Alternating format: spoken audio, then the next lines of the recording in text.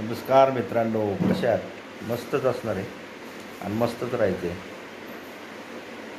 कधी कधी तुम्ही विचार करा की ज्यावेळेस तुम्ही एकटे पडाल, तुमच्याकडे पैसा नसेल, त्यावेळेस तुमच्या जोडीला, तुमच्या सोबतीला कुणी नसणार.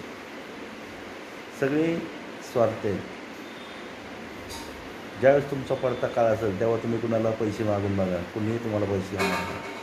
पण ज्यावेळेस तुमचं चांगलं असेल तेव्हा सगळे तुमच्याकडे येतील. पण ज्यावेळेस तुमच्याकडे काही नसेल तेव्हा तुम्ही त्यांच्याकडे गेले तरी ते तुम्हाला कुठलीही मदत करणार नाही. ही स्वार्थी दुनिया आहे. तुम्ही विचार करा की आपण कसं वागायचं ते.